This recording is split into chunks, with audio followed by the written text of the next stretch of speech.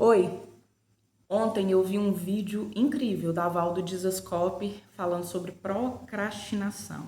Então eu resolvi parar de procrastinar a gravação desse vídeo e gravei esse vídeo hoje. Nós vamos falar sobre doença. Você se considera uma pessoa saudável? Você é uma pessoa saudável ou uma pessoa hipocondríaca que acha que toda doença que todo mundo conta, você já está sentindo os sintomas, você já precisa ir na farmácia comprar um remédio? Tem uma passagem nas Escrituras que Jesus é questionado pelas suas companhias. Jesus se relacionava com vários tipos de pessoas, as quais a comunidade judaica tradicional não se relacionava. Jesus chegou a tocar até em leprosos, né, que era proibido na época. Jesus se relacionava com cobradores de impostos que trabalhavam para o Império Romano, que era inimigo dos judeus, opressores dos judeus, e também com prostitutas e pessoas que levavam todo tipo uma vida com todo tipo de pecado. E Jesus respondeu: eu não vim para os saudáveis, mas eu vim para os doentes. Uau, Jesus com isso ele está dizendo que ele é um médico e ele como médico, ele pode curar a doença do homem. E para você entender que tipo de doença é essa, eu tenho que voltar lá no Gênesis. Você tem que entender que quando Deus cria um mundo perfeito, coloca Adão e Eva lá no jardim e diz para Adão, olha, você tem que cultivar o fruto, porque todas as árvores do jardim Deus mesmo já tinha plantado para o homem, e você tem que guardar o jardim. Quando a serpente entra, engana Adão e Eva, até quem não conhece a Bíblia sabe da história, que eles pecam, acontece algo no mundo espiritual. A partir daquele momento, o DNA de Adão e Eva, o DNA deles é danificado. E como Deus tinha dito antes, olha, multiplicai-vos ou multipliquem-se, encham a terra, o homem não perdeu essa capacidade de fazer cópias, entre aspas, né, de si mesmo. Ele ia multiplicar, né? Toda relação sexual ali frutífera que culminasse na gravidez de Eva, né, era um fruto. E aquelas pessoas que nascessem de Adão e Eva e os seus descendentes, todos iam se multiplicar, mas iam se multiplicar agora com o seu DNA danificado. Por quê? Por causa do pecado. É tanto que Romanos 3:23 vai nos dizer, porque todos pecaram e separados estão da glória de Deus, porque o pecado faz separação entre o homem e a glória de Deus.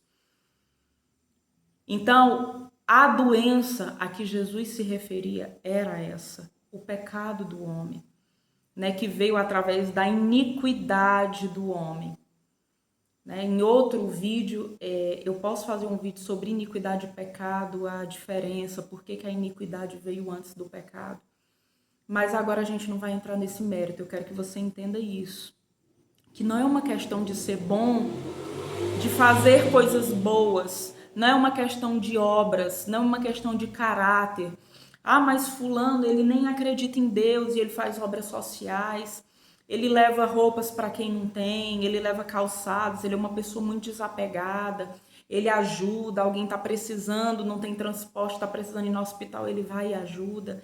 Alguém está precisando de um dinheiro, ele vai e empresta. Ah, fulano, ele tem um caráter muito bom, né, aquele caráter aceitável, ele é uma pessoa politicamente correta, ele é uma pessoa boa, é uma pessoa tão legal, tão gente boa, mas você tem que entender que o pecado, ele não está atrelado às nossas obras. O pecado é uma questão de natureza.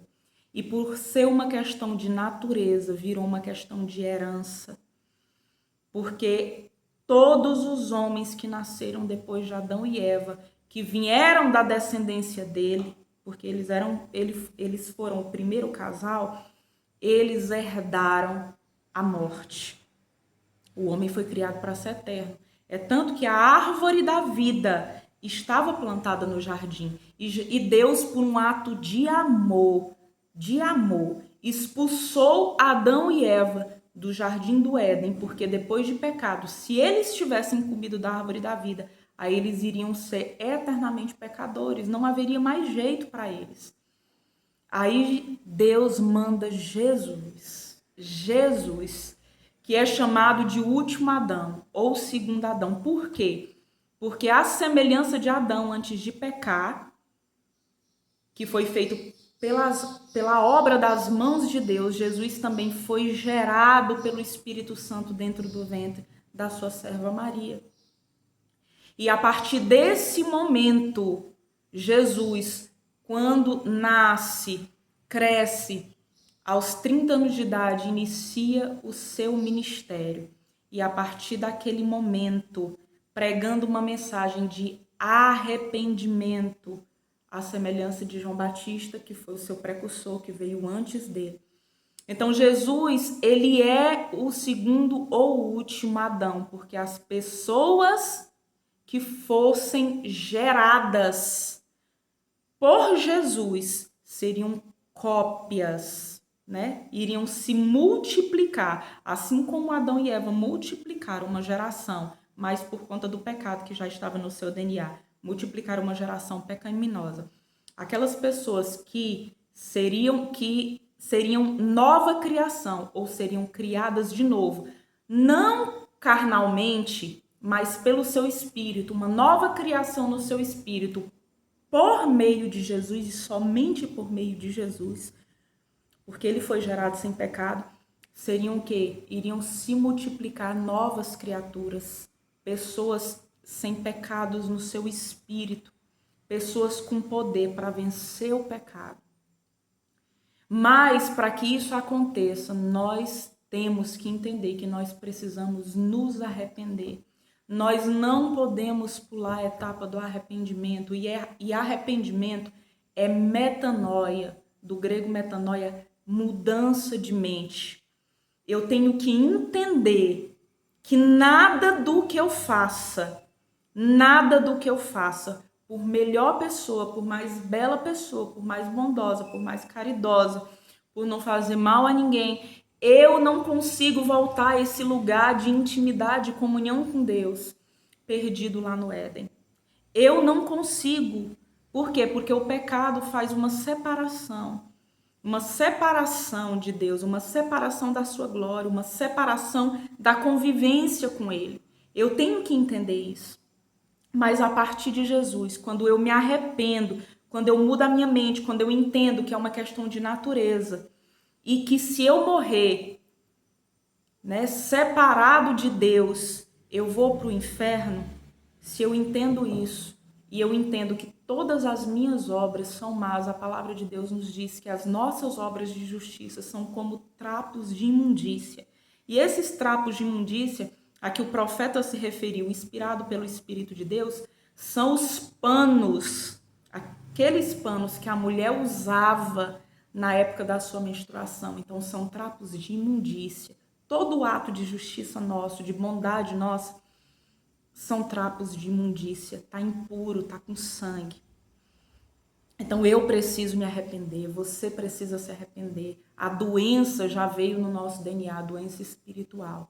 Nós precisamos mudar a nossa mente, entender que eu tenho que viver pela palavra de Deus, que o único que pode me ligar a Deus novamente, o único mediador entre os homens e Deus é Jesus Cristo. Não é Buda, não é Hare Krishna, não é nenhum ídolo, não é nenhuma imagem, não é nenhuma mulher, nenhum homem que andou nessa terra, a não ser Jesus de Nazaré.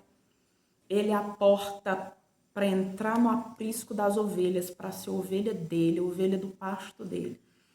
Então, eu e você, nós precisamos nos arrepender, mudança de mente, e precisamos confessar a Jesus.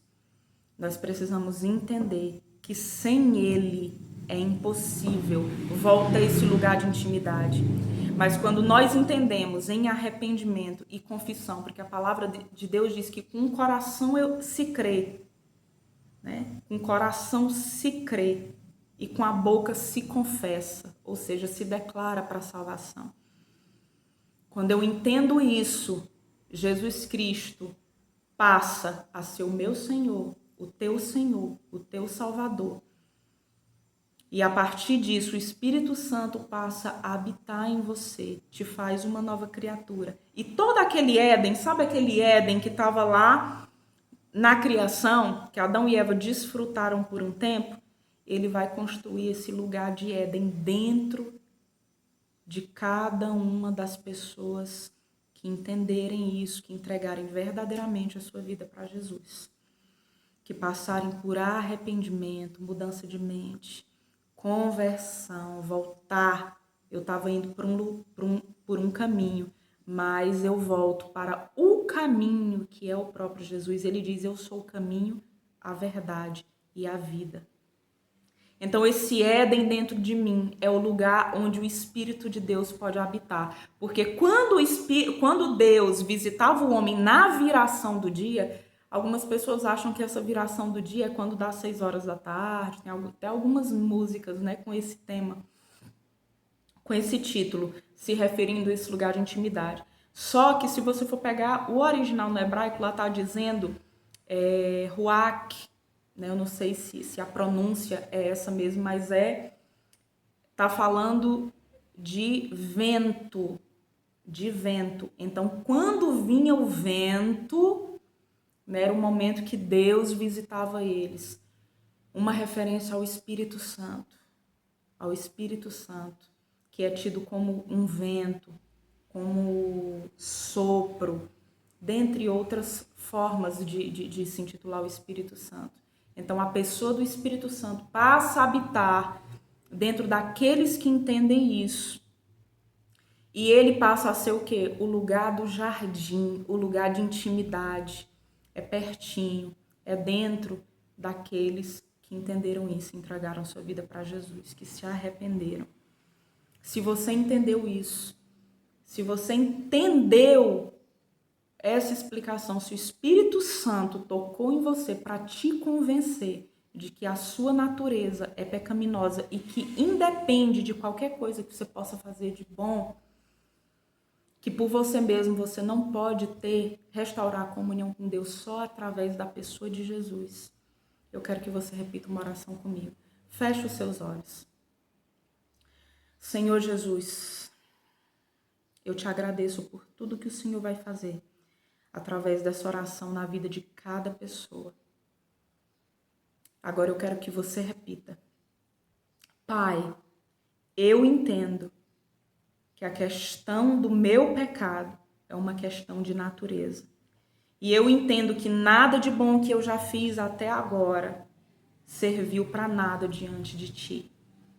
Mas eu entendo que Jesus é o único caminho que pode me levar de volta ao Éden, que pode fazer com que o Senhor coloque o Éden dentro de mim. Eu me arrependo dos meus pecados, porque eu sei que cada coisa errada que eu fiz, cada pecado feriu o teu coração. Eu entrego a minha vida a Jesus de Nazaré e peço perdão pelos meus pecados. Peço, Espírito Santo, que o Senhor escreva o meu nome no livro da vida, que eu seja agora o templo onde tu possas habitar, que tu sejas o meu guia, Espírito Santo. Me guie a toda verdade, me constranja, me forma à semelhança de Cristo Jesus e forma o caráter de Jesus em mim. Me guia, tudo que está errado na minha vida me constrange e me guia para o caminho que é o próprio Jesus. Eu confesso que eu entrego a minha vida a Jesus de Nazaré e que eu quero Ele como meu Senhor e o meu Salvador, em nome de Jesus. Deus te abençoe.